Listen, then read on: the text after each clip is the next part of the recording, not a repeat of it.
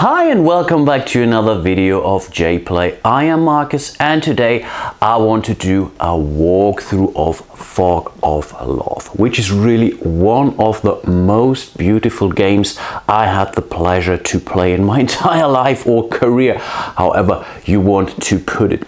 I will not be doing a full playthrough here because I think it really doesn't make sense. It really shines in a two-player fashion with all the interactions and all the role-playing and whatnot, but I will still play a couple of actions or scenes so that you get some idea of how this game actually feels. So yeah, let's get started.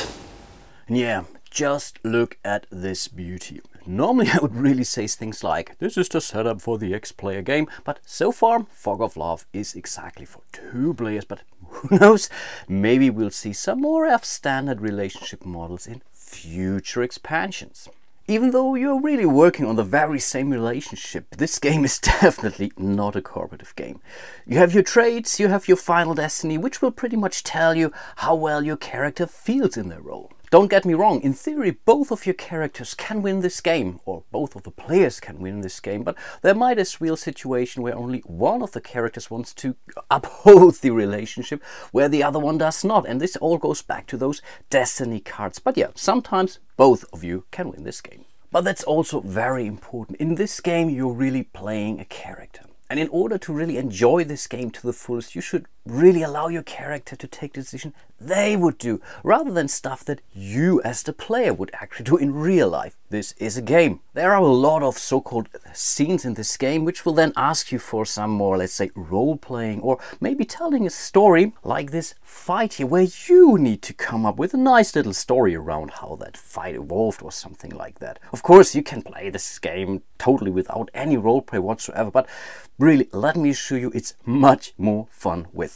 In this video, I guess I will play some scenes from the very first love story, which is Sunday Morning Date, and this is some kind of an introductory scenario, and it even comes with one of the coolest tutorial ever found in a board game, and I think only Legends of Andor comes close here. You can really unpack all the cards, read the back of the rulebook here, and directly start playing by following the little tutorial cards that explain any new element as it comes up. Pretty cool stuff. Of course, I already played through the tutorial and I didn't reset it, but there are nice instructions on how to reset the tutorial, which is also cool. And I think overall it would be pretty boring anyway, having me read the rules for you. Actually, setting up the game is already part of the role-playing experience in this game, because you have to choose your traits, your occupation, and this is very cool, the features of your partner. So pretty much the stuff you noticed when you saw her or him for the very first time. Of course, you are encouraged to tell a little story around this too, so yeah, let's do this real quick. The features and the occupation give you already some starting points in some of those so-called personality dimensions. The traits give you some minor goals to achieve, which will ultimately reward you with more hard points you need in order to fill a lot of those destiny cards. And this all pretty much helps you shaping your character and yeah, do meaningful and thematic decisions with him or her. You start the game or your character development by choosing 3 of those 5 cards here. One thing that's really clear is you should never go for, let's say, opposite dimensions here, because all of those personality traits comes even with an upward arrow or a downward arrow. So, for example, this one is asking for some kind of gentleness here, and this should be, you should be really gentle in this case. There may be other traits in this game where the opposing arrow would be there, and this is really impossible to achieve, so you should never go for those. So yeah, let's quickly pick 3 of those. And you might say, hey, task oriented and withdrawn, they pretty much go together here because they're asking for a shared balance, and I'll explain this in a second. For -5, let's call it like this. The problem is the first card is fine, but for the second card in the same, you pretty much need to double the amount. So that's really challenging to achieve this. So I think I will only go for one of those 2. I think this seems to be a pretty easy one here, so I think I want to be subservient here, prepared to obey others without question, considering own wishes as less important. So yeah, let's go for those here. And task oriented sounds also nice, concerned with one's activities and goals rather than other people. So we need one more. And I think I want to go with Warrior here, inclined to excessive worrying, especially about unimportant matters. And again, those cards are so cool opportunities to shape your character, tell a little story about this, how you are Warrior, but on the same hand task-oriented, or you are task-oriented because you are so worrying about a lot of things and want to make sure. So really, really great stuff in order to tell a little story here. So yeah, let's go for those three, and keep in mind those cards are always face down, so you never show them or share them with the appropriate other, which is the reason this game comes with those awesome card holders here. Again, the overall production quality in this game is absolutely top notch. I will choose 3 traits for my significant other up here, and then we move over to the occupation and the features. And keep in mind, those traits can be opposing. So I am looking for those, I don't know, green face up arrows, whereas my significant other wants to have them on the other side. So I'm trying to be a very gentle person, but yeah, my other wants to be rough, antagonistic, stubborn. So this is really something that you need to find out throughout the game, and this is where those scenes are for, because you're really choosing your answers depending on your traits, and most likely also by the end of the game according to your destiny card. Okie dokie, let's choose our occupation, what goes to our very subservient traits here, and I think I want to be a teacher. So all those others go away, the criminal, of course you can always tell a story why you became a teacher and whatnot, but what's really important in respect to game mechanics is this little icon down there, which pretty much gives you your very first point on those personality dimensions. So this tells me, okay, to place one of my little stones here. So I'm curious, creative, and unconventional. Okay, how cool is that? Let's do the same for our lovely new girlfriend over there. And I think, why not? She's an internet celebrity, so she also gets to place her first marker onto those personality dimensions, and the card tells us to put it on this space here on the discipline one, and she's disorganized, reckless, and lazy.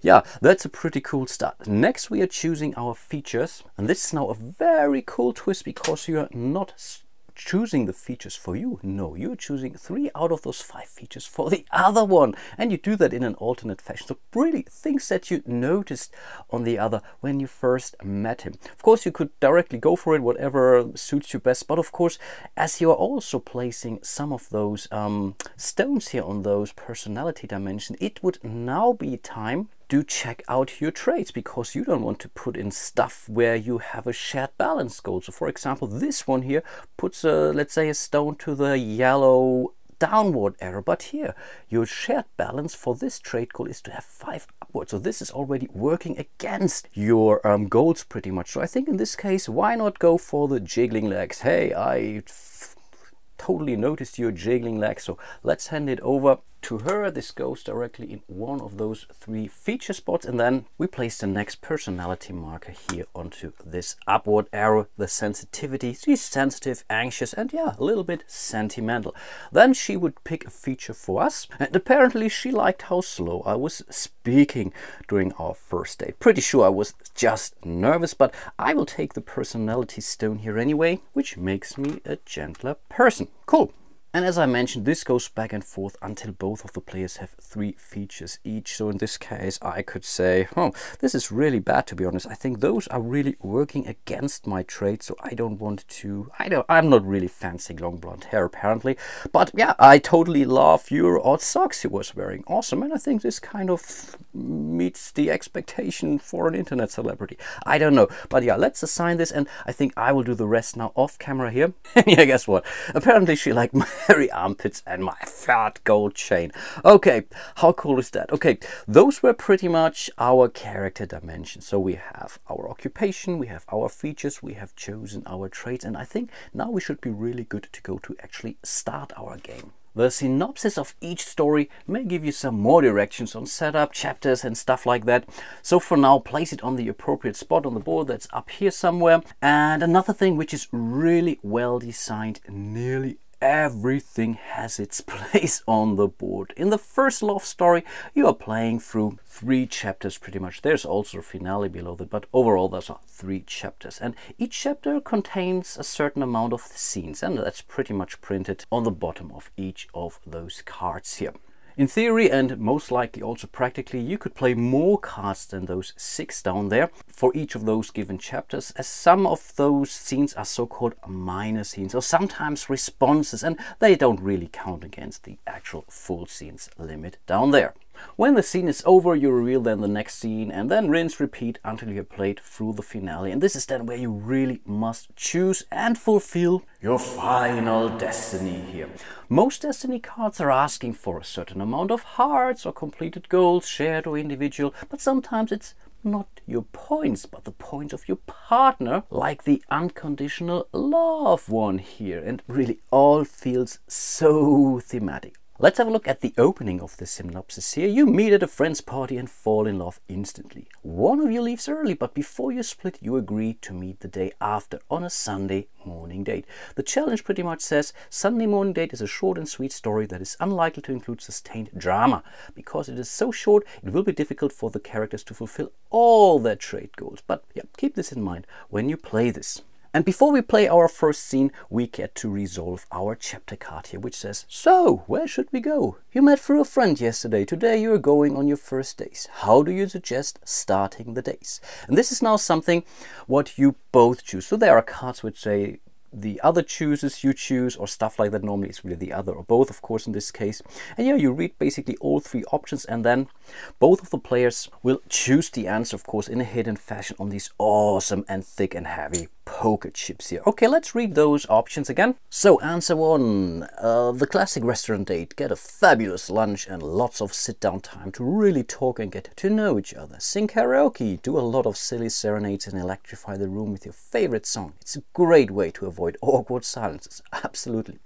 Pretend to be a tourist, go sightseeing and share your impression as you enjoy the attractions and each other's company. Let's have a look at those additional effects down there, which are really different for each of those cards. So the outcome can be totally different on any card you're playing pretty much. So if you're a match, so if both of the characters would say go for option A here, in this case it says you are fully in sync about what you do. Both gain 14 hell or hard points, which is pretty much a good start. But even without a match, you agree to do a bit of both your suggestions. So we would gain both 10 hard points, which is pretty good start. Again, it's very sweet. Apparently you are not supposed to talk about to each other about what decision you are going to take. Of course, you can still role play a little bit to make the other one aware, hey, you remember, hey, I'm an internet celebrity, so I may go for this sing karaoke stuff, for example. This is all legal, but of course you should not tell what option you are choosing. So let's do that real quick for both of them, and then we reveal both of the choices. Of course, I'm the task-oriented, very subservient guy, so absolutely I will go for a standard dinner here. No questions asked here. And our internet celebrity, yes, she was choosing option B at this point in time, which is still okay. We both gain our first 10 hard points. So we go all the way around this one here, and we will place our first marker on this spot. Of course, we do the same for Maria here. Of course, you are supposed to name your characters, and you are also supposed not to use your real life name. This could really lead to some very awkward situations as well. Okay, this was pretty much our opening in this chapter. And then it's time to play your very first scene. And those scenes come in 3 flavors pretty much. So we have this little circle here, which is saying it comes from the sweet deck. Very easy stuff. Basically, only good stuff can happen in most cases there. Then we have the serious one, and we have the drama one. As we are playing the introductory scenario, we don't really get to draw a lot of those other bad ones here. In later chapters, you will definitely draw from the serious deck.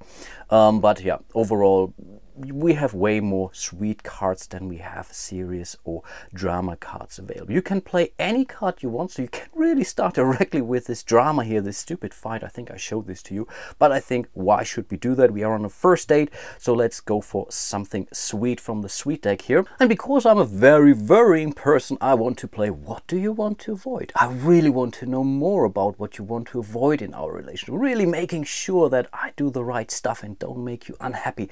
And now the partner chooses. So the partner really chooses an answer, though we don't need those tokens. I really basically read those two answers. So option A would be, I really want to avoid. Now the partner could start explaining or go into a little bit role playing, or I don't see any need to talk about this. Everything is fine. So in this case, I think our internet celebrity, I think she doesn't really want to talk about this. So which means the internet celebrity, now though the partner in this case, gains this, let's call it reward on this personality dimension, which seemed to make her a little bit introverted, shy or reserved. Not really sure if this matches my expectation of an internet celebrity, but I will take it anyway. On the other hand, or on top of this, the other, in this case, this is me, because she answered this question here, loses 1 hard point, which is really, really sad. So I'm going from 10 to 9 points. 9 points, so let's remove this thing here.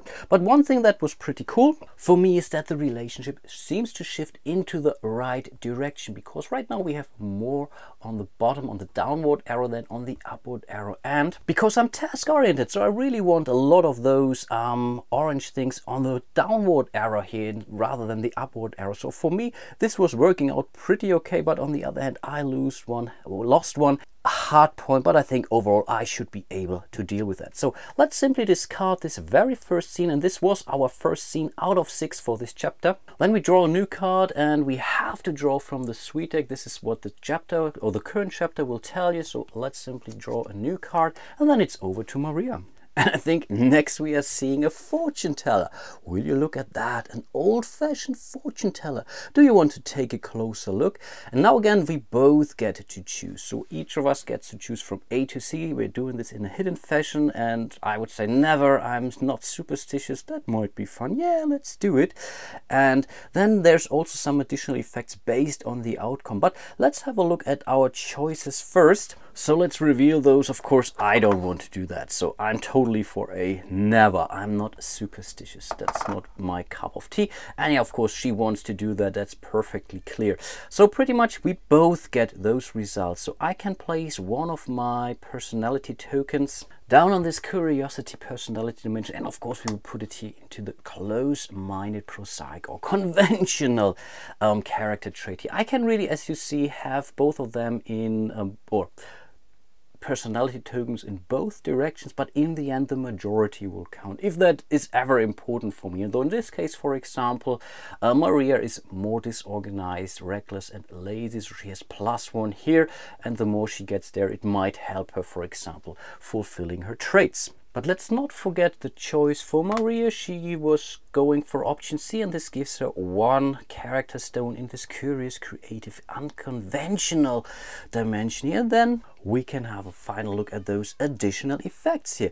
Choose B and C. Unfortunately, one did choose C, but no one chose B. That's a problem. So we could both gain 2 hearts here, and we would be able to reveal a destiny card from her. Not true, that's a bad thing. If we would match C, bad omens. Player 1 would -1 and draw a drama scene, and the partner would also lose. But in this case, I chose A, she chose C. So in this case, we can simply ignore the additional effects here. That was already our second scene out of 6. And again, she draws up to 5 cards. She draws another of those sweet cards, and then it's back to us. And I guess then it's time to go into more serious stuff. Should my ex come to our party? My ex asked about our party. I believe we both feel at peace after our breakup. But is that enough for an invitation? And again, we both get to choose. How do you both respond to the situation? I'm really curious about this one, to be honest. So let's see. Of course, I made the proposition, so I'm totally in for it. Why not? And to my surprise, she's fine too. Awesome. So we pretty much gained both a character or personality stone in this curiosity dimension. Cool. So if someone would have the character trait or the shared balance for the curiosity for both of us to be 3 points up, for example, then we would have basically fulfilled this trait card here. Again, this 4 -1, though that's 3 for this side. But again, this only counts for those shared trait goals and not for those individual balances. But there's more. As we pretty much reached a match here, we gained both 3 hard points, and we would be able to swap in our love team destiny cards. And keep in mind, all of us have the same or very same destiny cards in our hand when we start the game. Throughout the game there are various situations where you have to discard destiny cards, but there are also other occasions where you can take them back, like this one here, because you wanted to get rid of, because at some point in time during the game you said, oh, I will never be able to fulfill this destiny. But this may change, so again your relationship changed, and then at some point in time you said, oh man, why did I discard this destiny card here? And this is now a way to basically get it back in there, so which is pretty cool. But of course, let's take those 1, 2, 3 more hard points. Let's do the same for Maria. And the way how those destinies work, this is really your ultimate goal, is that by the end of the game you usually have 2 or maybe more of those destiny cards in your hand. Never below 2, at least in the scenarios I played so far. And let's say I was choosing the love team. So let's say I had those 2 cards at the end of the game, but I wanted to say I think I have a good chance to fulfill this destiny here. First of all, I will have to stay in the relationship, and with this first Sunday morning day, you can never break up in this game or in this scenario. Then you will fulfill your destiny if you have a shared balance of 6 of those green stuff at the open on the upward direction, which means we need to have 6 more on this arrow than we have on here. So it could be 7 versus 1. In this case we would have, or I would have, fulfilled this shared balance of the gentleness personality dimension. Additionally, the sum of your and your partner's heart is 60 or more. I think right now we are at 20 something, so we are coming closer.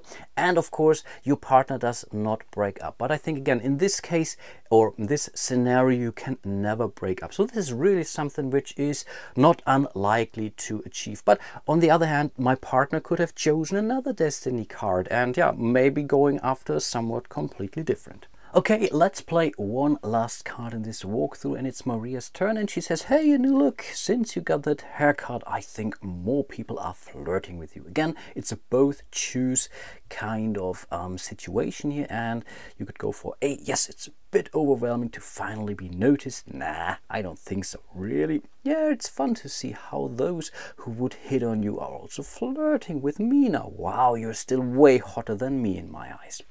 Okay, let's make our choices. So let's see. I will go for option A. Yes, it's an overwhelming to finally be noticed. Of course, again, you have to stay in character somewhat, but in the end you also want to fulfill your goals. So tell a little story about this, how you may be changing your view a little bit on things, because you are developing your character and whatnot, but in the end you really want to, let's say, score those points, of course. Whereas Maria goes to B here and says, nah, I don't think so, really. Okay, let's assign those traits or those personality dimension tokens. So Maria goes here and I go here, which works perfectly well for my task-oriented character trait goal here. Awesome. I still haven't showed you all of this game, though there's really so much more to this game than just playing scenes. For example, we have scene cards, which are so-called situations here, which have normally an ongoing effect, sometimes on, or most of the cases, on the next scene. So in this case, the triple rainbow, which says, amazing, I didn't think this could even happen. 3 rainbows from the same point. This is now really a situation. Both secretly select a scene from the hand to give to the other. So really great stuff to give away cards that really don't serve you well in respect to your traits or maybe your destiny in this case.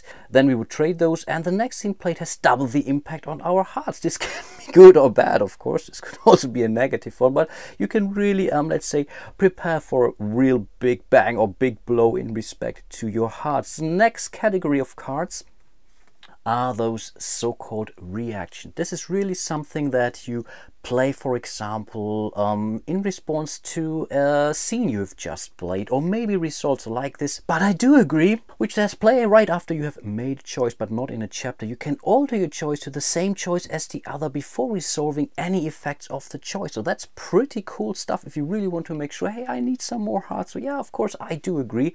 And again, those minor cards, so this is being shown here with this icon, do not count towards the chapter ending in this case. And you really play this, you put it on the discard pile, and then you directly get to draw up. And this is also something what you can do. You can pretty much discard your minor scenes at the start of your turn and redraw for free. And there is still one more category of those scenes here, which are those secrets here. Secrets are something which you simply play next to the appropriate spot on your player board, on your side of the player board. Sometimes secrets get triggered, sometimes they do not. And in this case, they'll usually come with, let's say, some kind of a reward. This says, for example, if this scene has not been revealed at the end of the game and you are still together, we would gain both 4 hard points. But if this secret would have been, let's say, revealed because of some other scenes that have been played, then the player of this surprise would lose 2 of those, but the partner would gain 2 of those because it's a surprise. I'm arranging a huge surprise party. I hope it won't be spoiled. So I really want to make sure that my, let's say, Maria does not find out that this party has been planned for her. Yeah, I guess I will end my walkthrough here and now in order not to really spoil too many of those scenes, even though the game really comes with a lot of them, and I really mean a lot. Look at those. Let's say it's really a vast amount of those different scenes that are available here. Keep in mind that this was only the introductory love story, and the game comes with 3 more of those, and especially the later ones will really allow you to break up with your partner, which is then usually part of your destiny cards. And yeah, it's definitely more likely that only one of you will kind of, let's say, win this game. Sometime later this year we may be able to see some more expansions for this game, but I think replayability is definitely not an issue with the core game as it is. Let me show you this. Fog of Love is really one of the most unique and most beautiful games out there on the board game market today. Of course, you really have to have a thing for some storytelling or role-playing, and it may really not be the best fit for the average core Eurogamer. And even though it comes with some wooden pieces and yeah, absolutely no dice. I really hope you enjoyed my little walkthrough of Fog of Love here, and hope to see you soon in one of my other videos. And yeah, until then, bye bye.